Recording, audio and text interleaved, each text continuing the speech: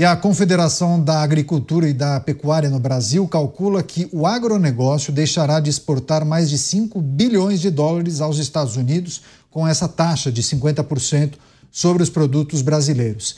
Esse valor representaria uma queda de 48% nas exportações de produtos ao mercado americano em comparação com o ano de 2024. Essa foi uma estimativa feita pela CNA. Inclusive, disse que o produto brasileiro deve ser o mais afetado.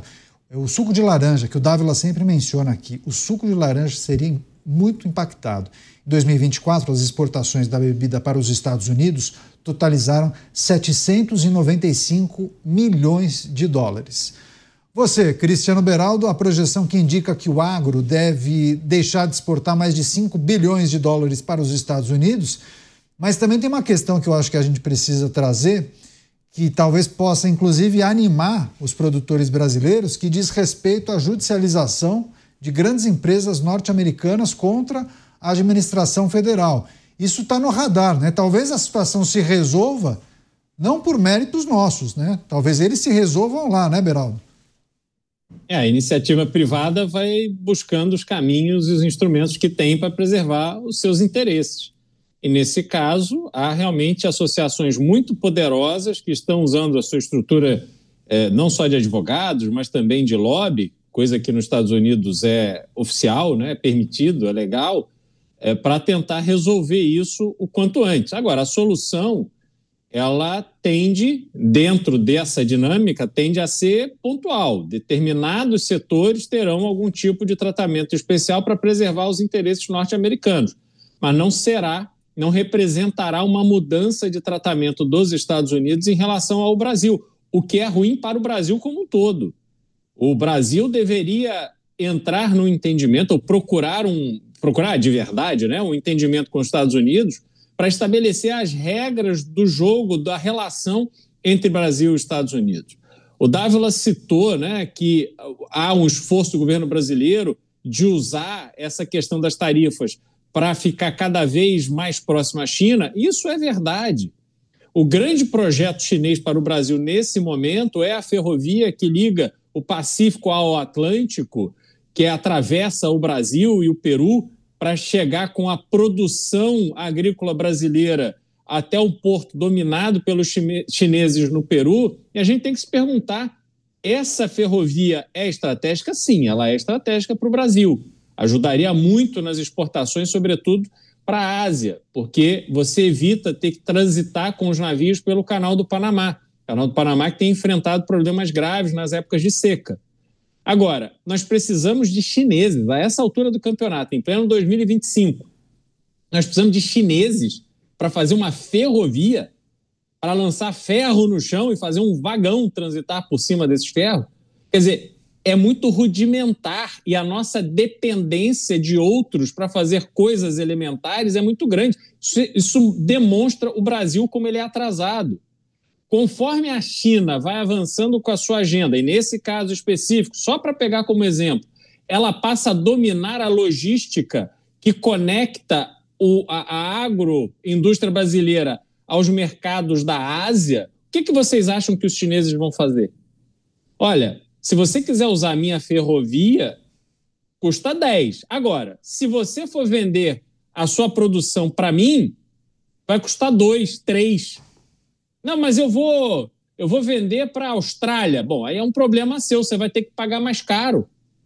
E o brasileiro, então, vai ficar obrigado a vender para a Ásia.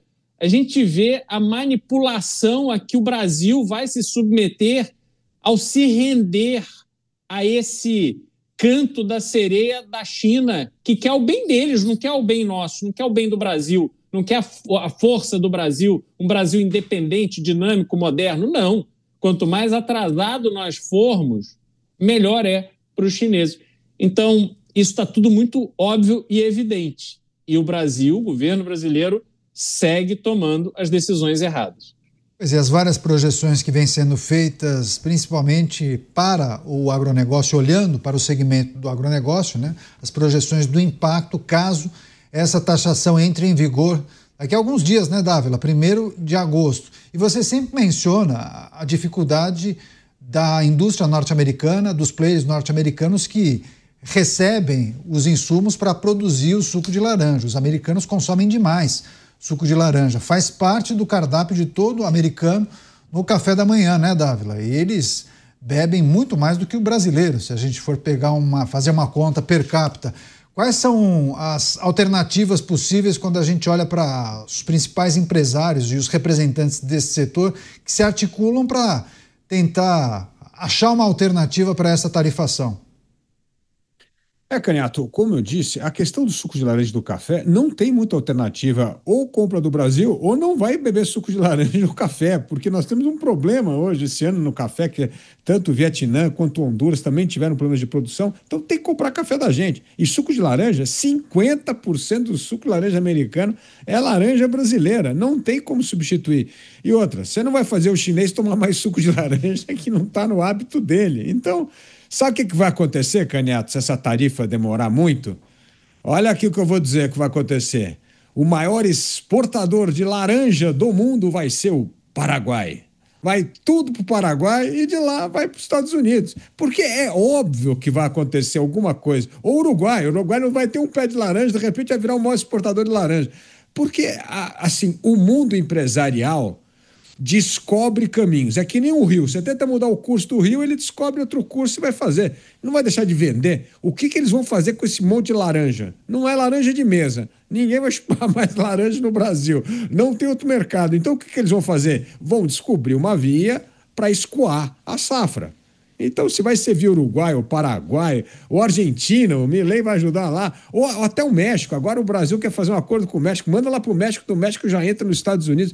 Vai acontecer alguma coisa. Assim, não vão deixar a laranja mofar nas caixas. E é isso que vai acontecer, porque o mundo empresarial tem um dinamismo que o governo não tem.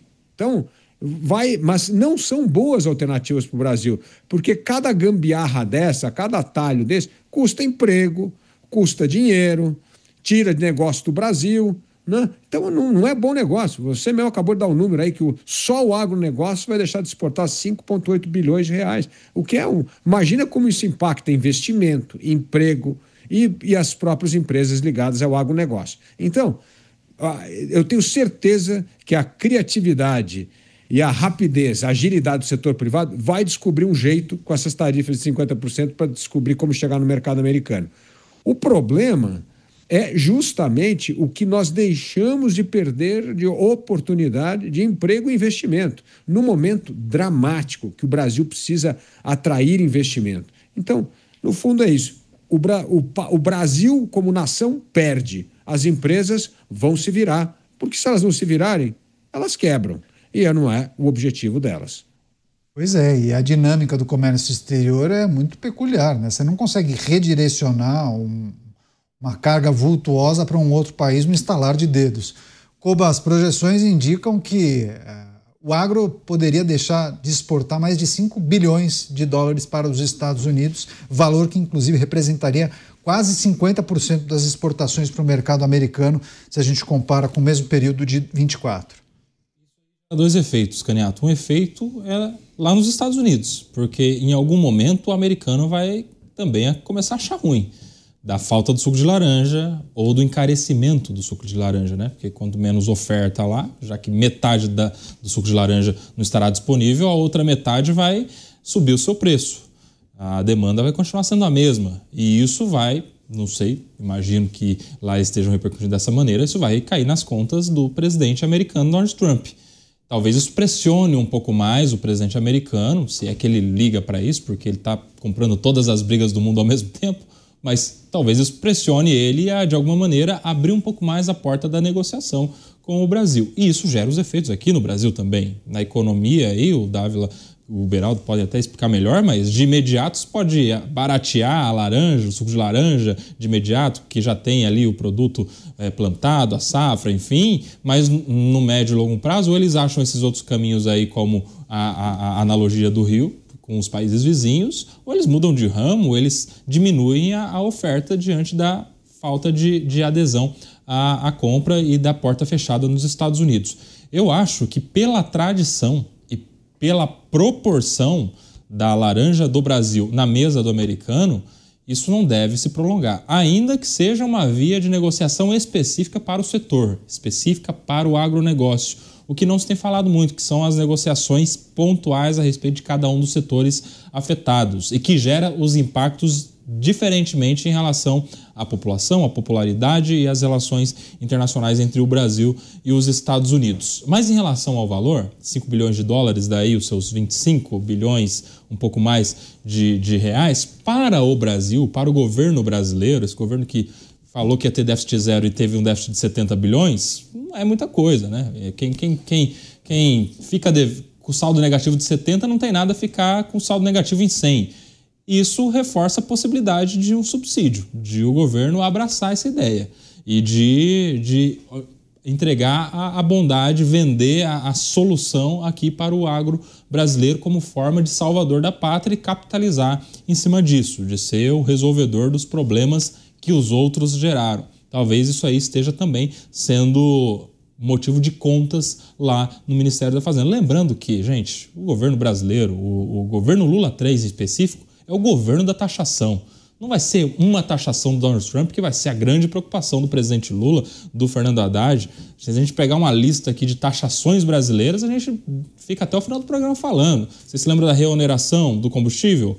Governo da taxação do PIS/COFINS no combustível, reoneração do diesel, taxação das compras da China, da Shopee, a taxa da blusinha, a taxação das bets, taxação de tantas outras questões aí que a gente sabe que é do dia a dia. A cada não sei quantos dias aí, pouco mais de um mês, tem taxação no Brasil. Então não vai ser essa taxação americana que vai mexer com a preocupação de fato do governo brasileiro e da economia. Eles vão saber lidar com esse número aí, tentando enxergar saídas de viabilidade política para 2026. Eu acredito que eles vão aderir aí um subsídio para tentar ajudar o agro e tentar colher alguns frutos, principalmente com o agro, hein? Que tem aquela distância gigantesca de afinidade com o governo Lula.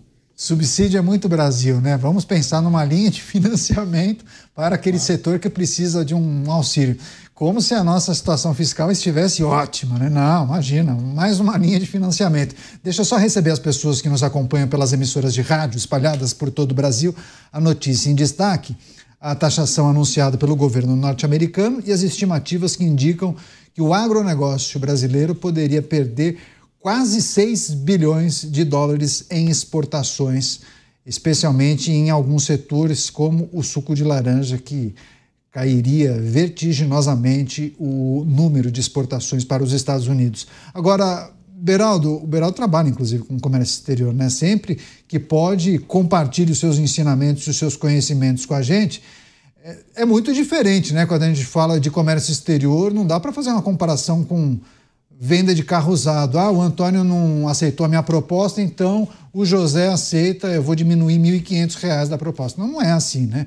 Como é possível pensar em um redirecionamento de exportações quando a gente fala de cargas muito vultuosas, né? Há muitos ingredientes que impedem uma decisão rápida, inclusive porque parte da carga já teria sido paga com um ano de antecedência. Tem esses aspectos que a gente precisa considerar, Beraldo?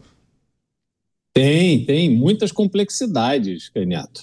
Primeiro, você imagina o seguinte: o produtor rural, por exemplo, muitas vezes ele se financia no comprador da sua produção para poder fazer a safra daquele ano. Então, ele recebe um valor, ele planta, ele produz, depois, na colheita, ele vai e entrega o produto e fica ali com a margem de lucro que ele tem em produto que ele colheu. Imagina quem recebeu o dinheiro, plantou e agora, na hora de entregar, não vai fazer sentido, porque aquele comprador ele não vai poder levar o produto para o mercado norte-americano porque a tarifa vai tornar completamente inviável. Só que você tem alguns problemas. Suco de laranja é perecível. Você não pode pegar o suco de laranja, deixar no armazém e ano que vem você vê para quem você vai vender. Por mais dinheiro que você tenha, você precisa dar vazão àquilo dentro do prazo que o produto tem para ser destinado para o consumo.